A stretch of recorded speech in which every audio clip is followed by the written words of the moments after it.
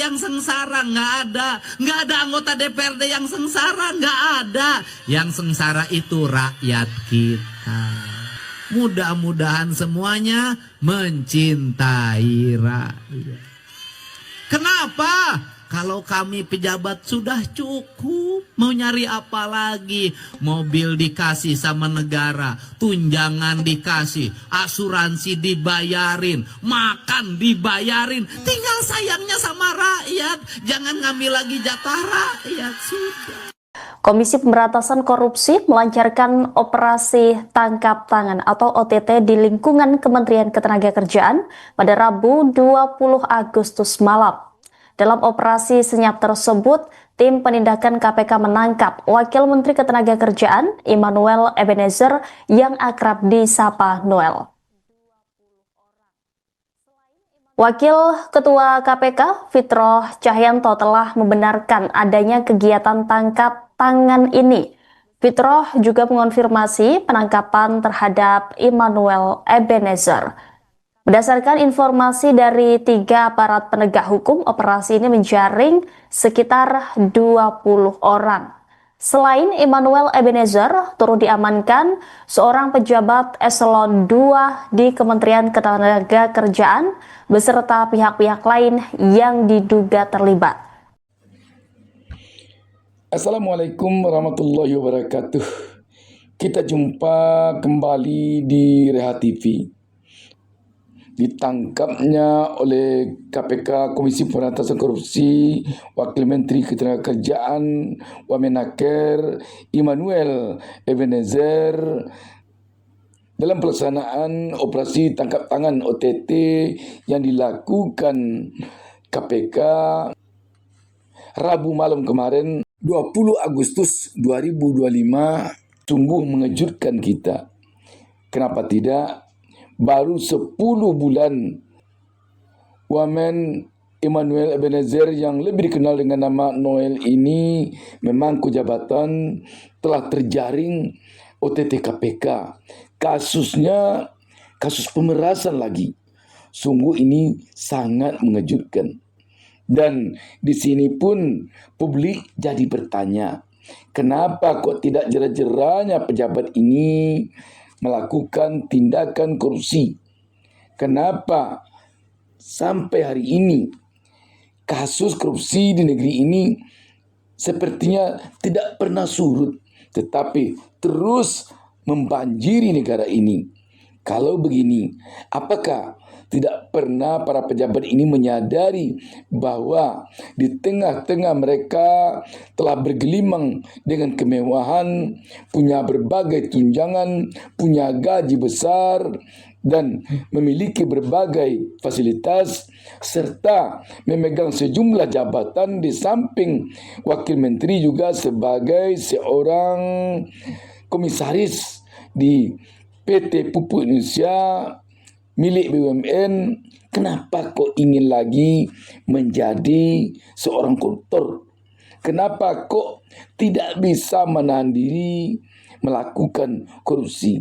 Sungguh rakyat merasa sekarang ini pejabat kita di negeri ini tidak pernah menyayangi rakyatnya. Kendati pun tidak semua, tetapi ini tentu saja mencerminkan ketidakberpihakan para pejabat kita kepada rakyatnya.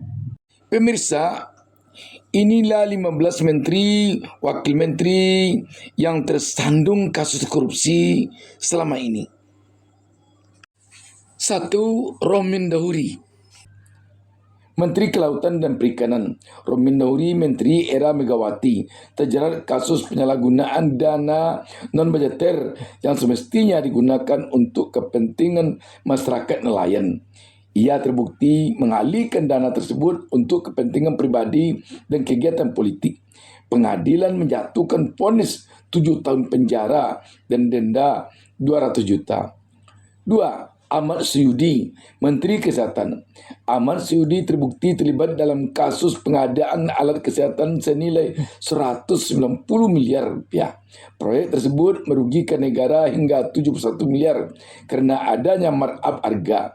Ia akhirnya dijatuhi hukuman 4 tahun penjara. Yang ketiga, Hari Sabarno, Menteri Dalam Negeri. Hari Sabarno terlibat dalam kasus pengadaan mobil pemadam kebakaran di sejumlah daerah. Ia menunjuk langsung perusahaan rekanan tanpa prosedur lelang yang benar, mengakibatkan kerugian negara 80 miliar rupiah. Pengadilan memponisnya 5 tahun penjara. Yang keempat, Batir Hamzah, Menteri Sosial. Batir Hamzah terseret kasus pengadaan mesin jahit senilai 51 miliar rupiah dan impor sapi sebanyak 19 miliar rupiah. Proyek itu penuh penyimpangan sehingga merugikan negara puluhan miliar. Ia akhirnya dijatuhi hukuman 1 tahun 8 bulan penjara. Yang kelima, Siti Fadila Supari, Menteri Kesehatan. Siti Fadila Supari terbukti menerima gratifikasi 1,85 miliar rupiah dalam pengadaan alat kesehatan untuk penanganan flu burung. Skandal ini mencoreng nama baik kementeriannya. Ia diponis 4 tahun penjara dan denda 200 juta rupiah. Yang keenam, Andi Malarangeng, Menteri Pemuda dan Olahraga. Kasus besar proyek Ambalang menyeret Andi Malarangeng.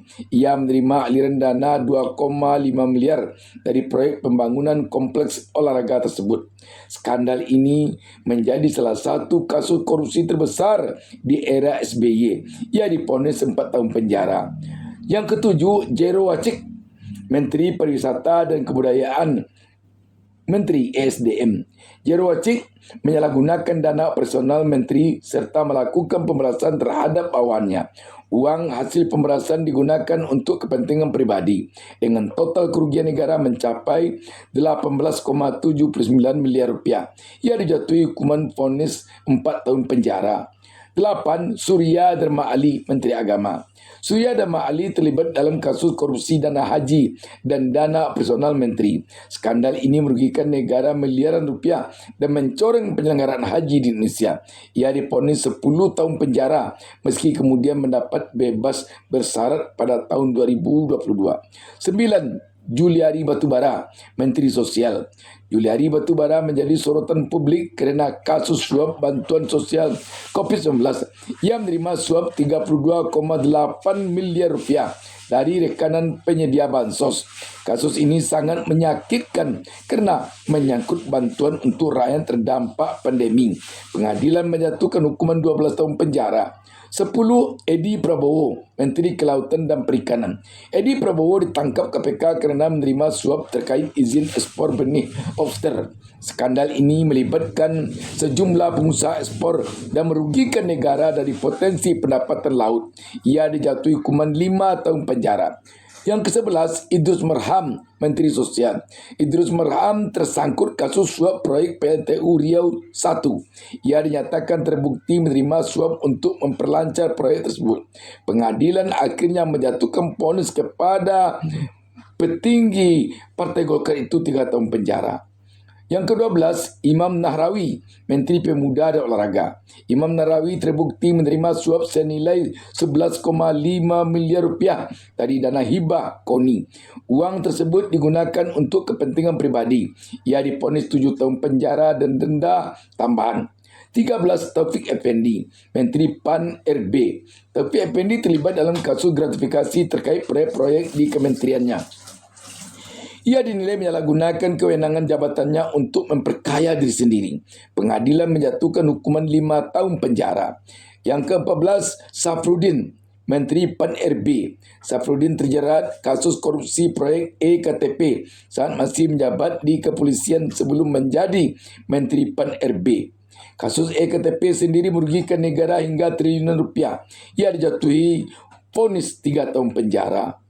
Terakhir, Immanuel Ebenezer, Wakil Menteri Ketenagakerjaan. Immanuel Ebenezer Gerungan alias Noel ditangkap KPK melalui operasi tangkap tangan OTT pada Agustus 2025 atau Rabu malam kemarin.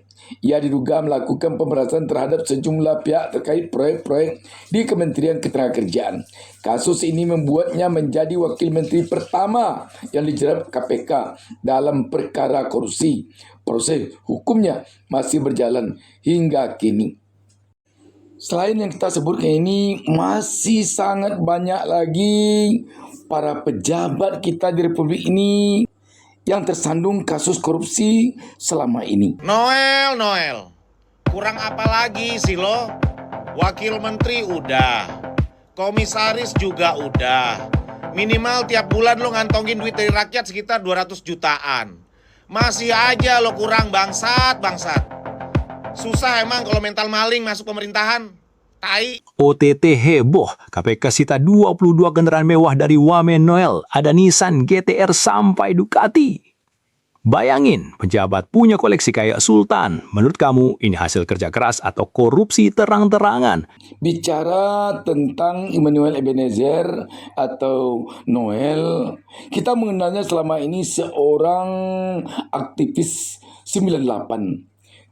Dialah bersama-sama dengan aktivis lainnya di tahun 1998 menjatuhkan rezim Soeharto, mertuanya Presiden Republik Indonesia sekarang Prabowo Subianto, karena dianggap rezim Soeharto waktu itu penuh dengan KKN, korupsi, kolusi, dan nepotisme. Dan ketika Jokowi maju ke panggung politik khusus untuk Pilpres 2014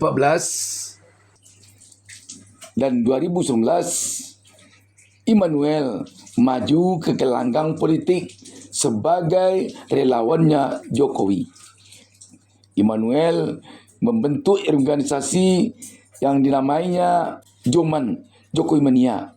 Immanuel Ebenezer sebagai ketua umumnya. Banyak yang mempertanyakan komitmen Immanuel sebagai aktivis yang meruntuhkan rezim Soeharto yang penuh dengan KKN, korupsi, kolusi, dan nepotisme, ketika dia menjadi relawan setianya Jokowi. Ketika Jokowi terlihat oleh publik yang memimpin penuh dengan aroma nepotisme. Bahkan rakyat melihat Jokowi tidak saja sekadar memimpin dengan aroma nepotisme seperti yang dilakukan oleh Soeharto ketika berkuasa, tetapi dia juga memimpin dengan mengedepankan dinasti keluarga, mulai dari menjadikan anaknya Gibran wali kota Solo, mantunya Bobi Nasution wali kota Medan, dan berlanjut pada mantunya menjadi gubernur Sumatera Utara, dan anaknya Gibran yang wali kota Solo lanjut menjadi wakil presiden mendampingi Presiden Prabowo sekarang ini. Noel adalah putra kelahiran Riau tanggal 22 Juli 1975. Dia sekarang masuk ke Partai Gerindra Indonesia Raya sebagai kader partai yang dipimpin oleh Presiden Prabowo yang sekarang menjadi induk semangnya ketika dia dipercaya oleh Prabowo menjabat sebagai Wakil Menteri Ketenagakerjaan di Kabinet Merah Putih. Banyak juga yang menganggap di tengah-tengah publik Noel menjadi wamenaker tak terlepas dari campur tangan Jokowi yang mendorongnya kepada Prabowo. Noel alumni Universitas Setia Negara Indonesia. Sehubungan dengan terjaringnya Noel saat ini oleh OTT KPK, ada persangkaan di tengah-tengah publik yang menganggap apakah langkah Noel selama menjadi wamen sempat melampaui langkah Menteri Tenaga Profesor Yusri Lee.